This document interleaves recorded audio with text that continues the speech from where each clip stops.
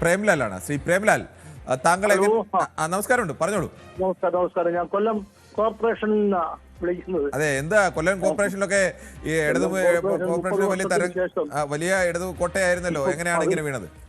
15, 22, 10 എന്നുള്ള നിലയ്ക്ക് ഇടതുപക്ഷം താഴോട്ട് പോയ ഒരു അവസ്ഥയാണ് ഇപ്പോ ഉള്ളത്. അത് കേൾക്കുമ്പോൾ ഇതിപ്പോ ഉണ്ടായിരിക്കുന്ന UDFന്റെ വിജയം അവരുടെ അർഹിക്കുന്ന വിജയം എന്ന് തന്നെ പറയാം. ഒറ്റ ഒരാളെ പീഡിതൻ എന്ന് പറഞ്ഞ ഒരാളെ, ഒരു സ്ത്രീകളെ പീഡിപ്പിക്കുന്ന ഒരാളെ പിടിച്ചപ്പം ഈ വിജയം അത് ഒരു 5-6 പേരെ കൂടെ പിടിച്ചിരുന്നെങ്കിൽ എന്തുവേണ്ടി വലിയ വിജയം എന്ന് ആലോചിച്ചു. പിന്നെ ഒരു കാര്യം പറയാനുള്ളത്, ഇപ്പം ഇദ്ദേഹത്തെ നമ്മുടെ രാഹുൽ മാങ്കൂട്ടത്തിന്റെ കാര്യത്തിൽ നിന്ന് അതിനൊരു സമീകരണം നടത്തണമെങ്കിൽ ഇപ്പുറത്ത് നിൽക്കുന്ന ഈ മുകേഷ്, ശശിമാർ, OB കോട്ടമുറയ്ക്കൽ തുടങ്ങിയ ആളുകളും അവരെല്ലാം പുറത്താക്കണം. അവർക്കൊരു സ്ഥാനം കൊടുക്കും. പാർട്ടിക്ക് പറ്റിയ ഏറ്റവും വലിയൊരു അവസ്ഥ അതാണ്. അതുപോലെ ഈ G. സുധാകരൻ ഈ കണ്ണായ സമയത്ത് കയറി ആവശ്യമില്ലാത്ത പ്രശ്നങ്ങൾ ഇത്രയും ഉണ്ടാക്കി. അദ്ദേഹത്തിന് മരിക്കേണ്ടവരെ മന്ത്രിയായിരിക്കണമെന്നൊരു വിചാരമായിരിക്കും ഉള്ളത്. അങ്ങനെയും അതുപോലെ പിന്നെ പത്മകുമാർ, വാസു, ഇവരെ രണ്ടുപേരെ ഈ കേസ് വന്നപ്പോൾ പക്ഷെ അവിടെ പറഞ്ഞോണ്ട് കാര്യമില്ല. ശബരിമല ഭാഗം ഇത്രയും ഇടതുപക്ഷമാണ് കൊണ്ടുപോയത്. അപ്പം ഇതിനകത്ത് ഞാൻ കാണുന്ന ഒരു കാര്യം ഇതാണ് ഈ ആളുള്ള ഈ നിത്യത്തിനകത്തും പിന്നെ ഈ നമ്മുടെ ഈ പറഞ്ഞ് ഫലിപ്പിക്കാനൊക്കാത്ത വിധത്തിലുള്ള കാര്യങ്ങളായി ഒരുപാട് കാര്യങ്ങൾ ചെയ്താലും ഇനി 1.5 വയസ്സുള്ള കൊച്ചുങ്ങൾക്ക് പെൻഷൻ കൊടുത്താലും ഇത് തന്നെ ആയിരിക്കും സംഭവിക്കുന്നത്. കാര്യം പറയത്തക്ക വേറെ ഒരുപാട് കാര്യം ചെയ്ത കാര്യങ്ങൾ ഇപ്പൊ തന്നെ ഇവിടെ എറണാകുളത്തെ കോർപ്പറേഷൻ കണ്ടോ, പോയത് കണ്ടോ? ഇത്രയും നല്ല ഭരണം, എന്തെല്ലാം നല്ല കാര്യങ്ങളാണ് ചെയ്തത്. അപ്പൊ ഇതാ ഞാനൊന്ന് പറയാൻ ഉദ്ദേശിച്ച ഈ കാര്യങ്ങളായിരുന്നു. ശരി, താങ്കളുടെ അഭിപ്രായം വളരെ വ്യക്തമാണ്. ശ്രീ സതീശനാണ് കൊല്ലത്ത് നിന്നാണ് വിളിക്കുന്നത്. ശ്രീ സതീശൻ, കൊല്ലത്ത് LDF 16, UDF 27, NDA 12, ആദേശ് 1 എന്നുള്ളതായിരുന്നു. ഇടതു കോട്ടയായിരുന്നു. കഴിഞ്ഞ 3 പതിറ്റാണ്ട് കാലമായി ഇടതുപക്ഷം മാത്രം ഭരിച്ച ഒരു കോർപ്പറേഷൻ ആദ്യമായി നഷ്ടപ്പെടുന്നു എന്ന് മാത്രമല്ല, അവിടേക്ക് BJP 12 സീറ്റുകളിലേക്ക് മുന്നേറുന്നു എന്നുള്ളതും, UDF 27 സീറ്റ് നേടിക്കൊണ്ട് ഒരു വലിയ മെജോറിറ്റിയിൽ വിജയിക്കുന്നു എന്നുള്ളത് കൊണ്ട് എന്തുകൊണ്ടാണ് കൊല്ലം കോർപ്പറേഷനിൽ ഇത്ര വലിയൊരു തിരിച്ചടി ഇടതുമുന്നണിക്ക് ഉണ്ടായത്? എനിക്ക് പറയാനുള്ളത്, ഞാന് വാർഡും ബ്ലോക്കും ജില്ലയും LDF സ്ഥാനാർത്ഥികളെ ജയിച്ച ഒരു വാർഡിലെ വോട്ടറാണ്. ശരി, എവിടത്തെയാണത്? കുളക്കട പഞ്ചായത്തിലെ. ഓക്കെ, പറഞ്ഞോളൂ. വാർദ്ധക്യ പെൻഷൻ വാങ്ങിക്കുന്ന ഒരാളാണ്. ശരി. അതിന്റെ നന്ദിയോടെ എന്നെ പോലെയുള്ള ആളുകൾ ചെയ്ത വോട്ടിന്റെ പ്രതിഫലനത്തിലായിരിക്കാം. പെൻഷൻ വാങ്ങുന്നതിന് നന്ദി എന്തിനാണ്? പെൻഷൻ വാങ്ങുന്നതിന് നന്ദി വോട്ടൊന്നും കൊടുക്കേണ്ട കാര്യമില്ല. അത് വേറെ നല്ല കാര്യത്തിനെ അംഗീകരിക്കണം. പക്ഷെ അതിന് നന്ദി എന്നുള്ള വാക്കൊന്നും അല്ല ഉപയോഗിക്കേണ്ടത്. നന്ദി ഇല്ലാതെ പെരുമാറിയെന്ന് സഖാവ് MM മണി പറഞ്ഞത് കേട്ട് അതുകൊണ്ടാണ് ഇതൊന്ന് പറയണമെന്ന് തോന്നിയത്. അതെങ്ങനെയാണ്? ഒരു സർക്കാരിന്റെ ഉത്തരവാദിത്തമല്ലേ സർക്കാർ ചെയ്യുന്നത്? നല്ല കാര്യം ചെയ്താൽ നല്ലതാണ്, അതിനെ അംഗീകരിക്കണം. പക്ഷെ അതിന് ജനം നന്ദിയുള്ളവരായിരിക്കണം എന്ന് പറഞ്ഞാൽ അവർ നമ്മളുടെ ഉടമകളൊന്നും അല്ലല്ലോ. ഏത് സർക്കാർ ആയിക്കോട്ടെ, ഏത് സർക്കാർ ചെയ്താലും നല്ല കാര്യത്തെ അംഗീകരിക്കാം. പക്ഷെ അതിനാരും നന്ദി പ്രകടിപ്പിക്കേണ്ട കാര്യമൊന്നുമില്ല. സാറേ, അത് ആ ഒരു ഉത്ബോധം സഖാവ് MM മണിക്ക് ഇല്ലാതെ പോയത് കഷ്ടമായി പോയി എന്നാണ് പറയുന്നതിന് വേണ്ടിയിട്ടാണ് ഞാനിത് പറയുന്നത്. അതുപോലെ തന്നെ മറ്റൊന്ന് സാറേ, പറഞ്ഞോളൂ, താങ്കൾ പറഞ്ഞോളൂ. സഖാവ് N. വാസു പ്രസിഡന്റായിരുന്ന പഞ്ചായത്തിലെ വോട്ടറാണ് ഞാൻ. ഈ കുളക്കട പഞ്ചായത്തിന്റെ റിസൾട്ടിനെ കുറിച്ച് ഒറ്റ ചാനലും പറയുന്നതായിട്ട് കേട്ടില്ല. തീർച്ചയായിട്ടും അതൊന്ന് അവലോകനം ചെയ്യുന്നത് കൂടി നന്നായിരിക്കുമെന്ന് ഓക്കെ. എന്തായാലും കൊല്ലം ജില്ലയെ സംബന്ധിച്ച്, കൊല്ലത്തെ സംബന്ധിച്ചിടത്തോളം പല സ്ഥലങ്ങളിലും തിരിച്ചടി നേരിട്ടെങ്കിലും കൊല്ലവും ജില്ലയും ഇടതുപക്ഷത്തിനെ അങ്ങനെ പൂർണ്ണമായും കൈവിടാതെ നിന്നു. പക്ഷേ കൊല്ലം കോർപ്പറേഷനിലെ പരാജയം കൊണ്ട് മാത്രം ആ ജില്ലയിൽ ഇടതുമുന്നണി നേടിയ മറ്റു വിജയത്തൊക്കെ 17 അവസാനം റിസൾട്ട് കാണുമ്പോൾ 17-10 എന്ന നിലയ്ക്കായിരുന്നു.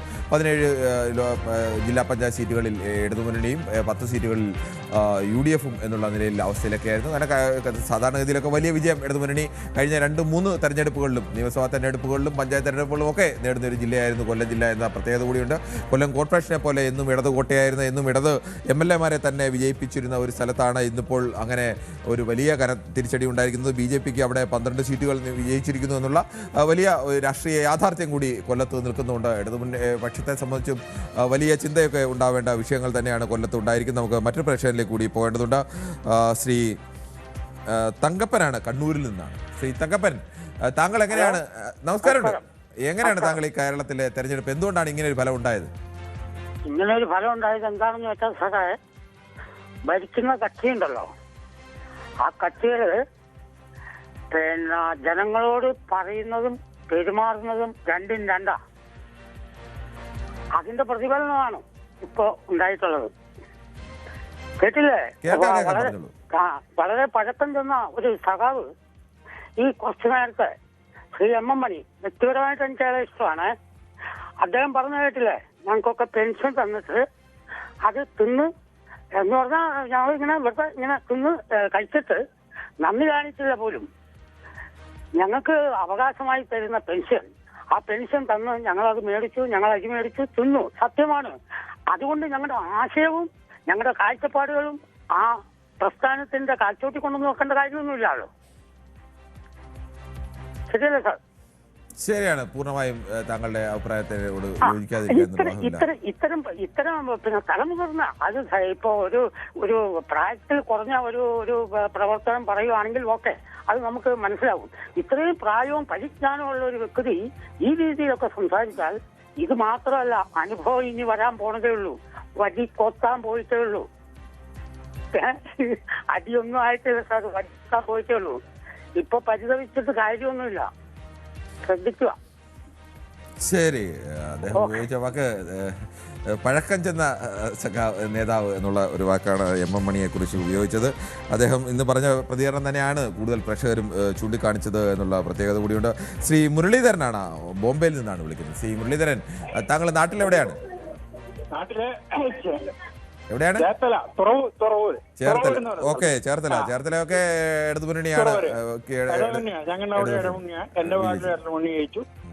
പക്ഷെ കേരളത്തിൽ അങ്ങനെയല്ല. കേരളത്തിൽ പൊതുവെ ഇടതു മുന്നണിക്ക് കനത്ത തിരിച്ചടിയാണ് ഉണ്ടായിരിക്കുന്നത്. എന്തുകൊണ്ടാണ് ഇങ്ങനെ ഒരു ഭരണമാറ്റം ആവശ്യമാണ്? അല്ലെങ്കിൽ ഭരിക്കുന്നവര് നാട്ടിനെ മുടിച്ചു കളയും. മനസ്സിലായോ? പറഞ്ഞോളൂ, താങ്കൾ പറഞ്ഞോളൂ.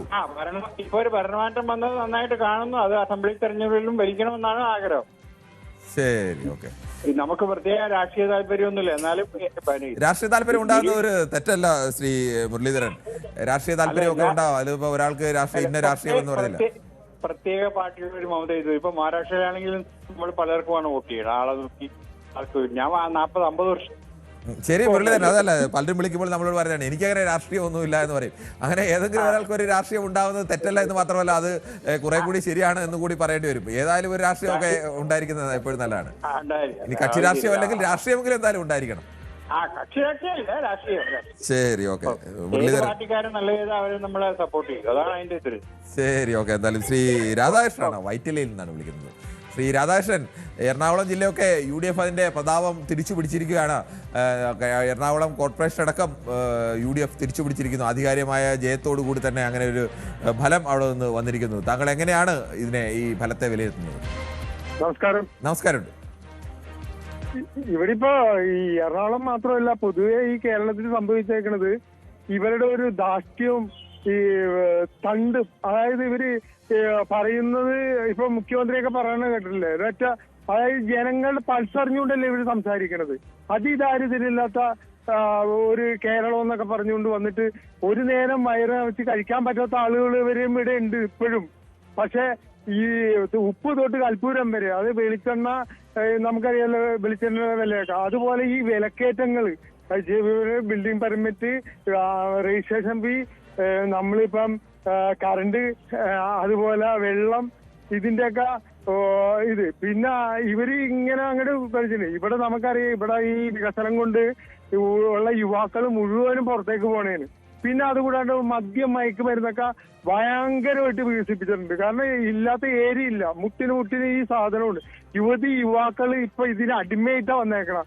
കാരണം അതൊന്നും കൺട്രോൾ ചെയ്യാൻ പറ്റാത്ത ഒരു അവസ്ഥയിലേക്കാണ് വന്നേക്കണം. പക്ഷെ ഇതൊക്കെ പറയുമ്പോൾ ഇവര് പറയുന്നത് വേറെ. പിന്നെ അതായത് ഈ മനുഷ്യന് ജീവിക്കാൻ പറ്റുന്ന സാഹചര്യം ഒരുക്കിയ ഇവരുടെ ഈ ഭരണമാണ് ഇത്. ഈ ഭരണം ഇനിയിപ്പോ ഇവർക്ക് കിട്ടില്ല. കാരണം ജനങ്ങള് കേരളത്തിൽ നിന്ന് ഈ സാധനം മാറ്റും. കാരണം അത്രക്ക് മോശം ഭരണമാണ് ഈ പ്രാവശ്യം ലാസ്റ്റ് ടൈമിൽ ഉണ്ടായേക്കണത്. മുഖ്യമന്ത്രി ഈ കളവ് കൊള്ള എല്ലാം ഇതിനകത്ത് പെട്ടിട്ടുണ്ടല്ല. ഈ അമ്പലം അടക്കം ഇനിയിപ്പോ ഈ ഭരണം കൊടുത്തു കഴിഞ്ഞാൽ ജനങ്ങളുടെ സ്ഥലം വരെയും കൊണ്ടുപോകും സാധാരണക്കാരന്റെ. അതിന് നികുതി അടക്കാൻ പറയും വേറെ. ഈ നികുതി താങ്കളുടെ അഭിപ്രായം വളരെ വ്യക്തമാണ്. ശ്രീ രാജൻകുട്ടിയാണ്, കൊല്ലത്ത് നിന്നാണ് വിളിക്കുന്നത്. ശ്രീ രാജൻകുട്ടി, താങ്കൾ കൊല്ലം കോർപ്പറേഷനിൽ പെടുന്ന ആളാണോ? കൊല്ലം കോർപ്പറേഷനിൽ ഞാൻ എളമാട് വില്ലേജ്. ഓക്കെ, ശരി, ഓക്കെ. എന്നാലും താങ്കൾ പറഞ്ഞോളൂ, എന്തുകൊണ്ടാണ് കേരളത്തിലെ ഒരു ഫലത്തെ താങ്കൾ എങ്ങനെയാണ് കാണുന്നത്? കേരളത്തിന്റെ ഫലത്തെ ഞാൻ കാണുന്നത് ഇപ്പൊ ഈ നിലവിൽ ഇരുന്ന LDF ഗവൺമെന്റ് യാതൊരു തത്വദീക്ഷിതവും ഇല്ലാതെ കുറെ മാറ്റങ്ങളെല്ലാം ചെയ്തതിന്റെ അടിസ്ഥാനത്തില് പാവങ്ങളുടെ ജീവിതം സാധാരണ ഭാഷയിൽ പറഞ്ഞാൽ കട്ടപ്പുകയായി.